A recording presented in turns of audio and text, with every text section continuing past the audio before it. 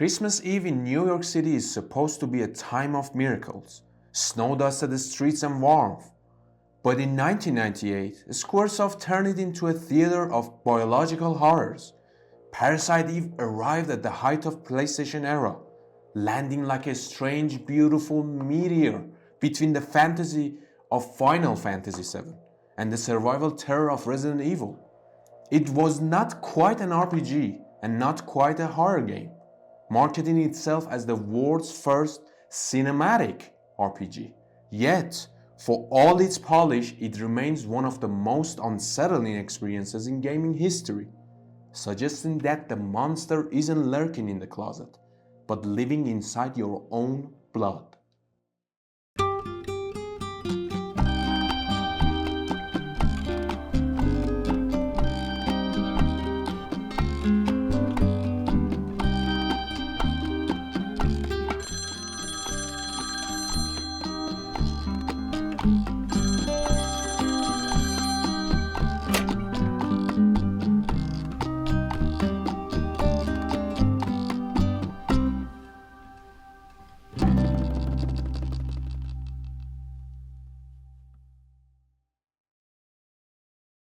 The game opens with one of the most iconic sequences in the medium, an opera at Carnegie Hall where the audience abruptly bursts into flames, leaving only a rookie cop named Aya Brea standing amidst the ashes. This wasn't a story about dragons or crystals.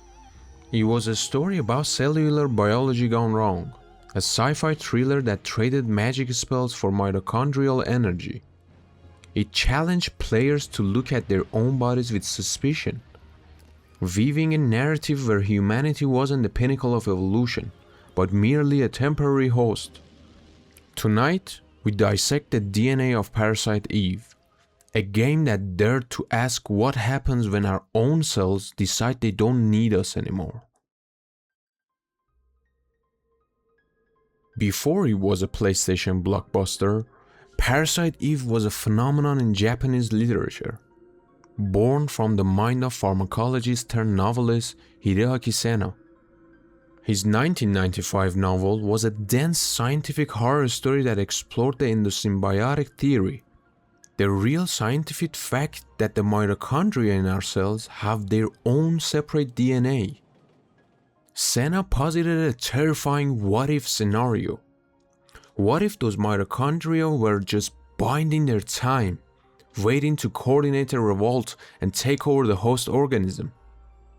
The book was so successful in Japan that it sparked a J-horror boom, eventually catching the eye of Squaresoft, who was desperate to create something darker and more grounded for the American market.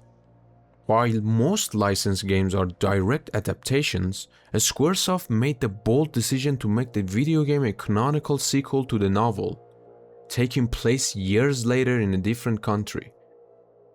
They moved the setting from the clinical labs of Japan to the snowy, grit-covered streets of Manhattan, aiming for a Hollywood blockbuster aesthetic.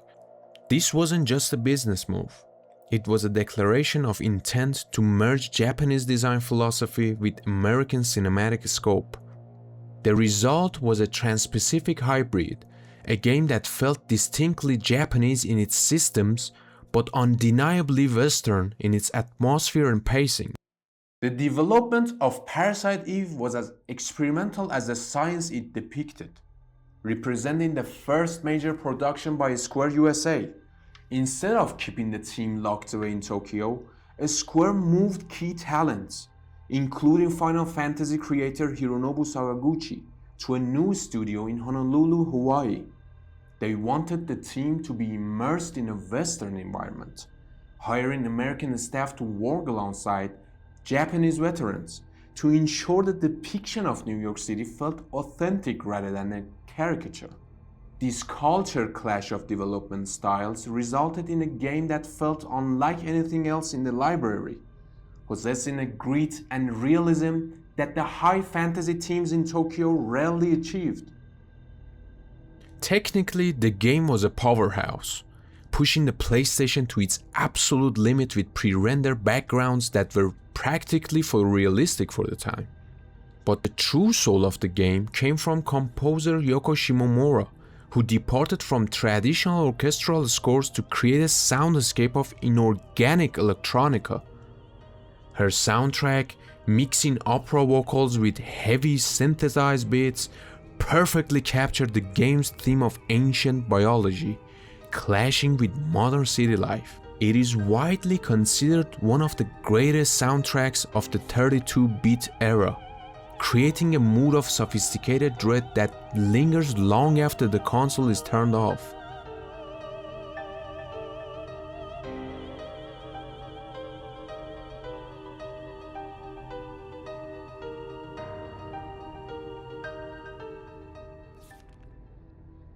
This was also the moment Squaresoft grew up, marking their first ever M4 mature rating from the ESRB. Up until this point, the company was synonymous with family-friendly adventures and colorful chocobos. But Parasite Eve featured graphic scenes of melting flesh and body horror that rivaled R-rated films. The producers fought hard to keep these visceral elements, arguing that the horror had to be biological and grotesque to convey the threat of mitochondria. It was a risky gamble to alienate their younger fanbase, but it proved that the RPG genre could handle adult themes, complex science, and genuine terror. While it never reached the stratospheric sales numbers of Final Fantasy VII, Parasite Eve cultivated a fervent, die-hard cult following that persists to this day. It introduced the active time battle system to a 3D space, allowing players to run around the battlefield to dodge attacks while waiting for their turn gauge to fill. This hybrid of action and strategy solved the standing in a line problem of traditional RPGs and laid the groundwork for future combat systems seen in games like Final Fantasy XII and Vagrant's story. It proved that menu-based combat didn't have to be static. It could be dynamic, tense, and reliant on player reflexes. The game's legacy is also tied to its protagonist, Aya Brea, who broke the mold of the typical female RPG character. She wasn't a healer, a princess, or a love interest. She was a detective carrying a gun, dealing with the trauma of her genetic destiny with stoic resolve. In an era where female characters were often fetishized or sidelined, Aya stood shoulder to shoulder with Jill Valentine and Lara Croft as an icon of capability. Although the sequels would arguably dilute her character and the franchise's unique identity, that first game remains a masterclass in pacing, stripping away the bloat of 60-hour epics for a tight 15-hour narrative thrill ride. There is a profound melancholy to the game's narrative, reflected in the snowy, empty streets of a New York City evacuated for the holidays. It paints a picture of humanity as fragile and temporary, a lucky evolutionary accident that could be corrected at any moment. In a genre usually obsessed with saving the world through friendship and magic, Parasite Eve presents a colder, more scientific view of the apocalypse. It suggests that evolution does not care about culture, our buildings, or our opera houses. It only cares about survival, and sometimes survival means leaving humanity behind.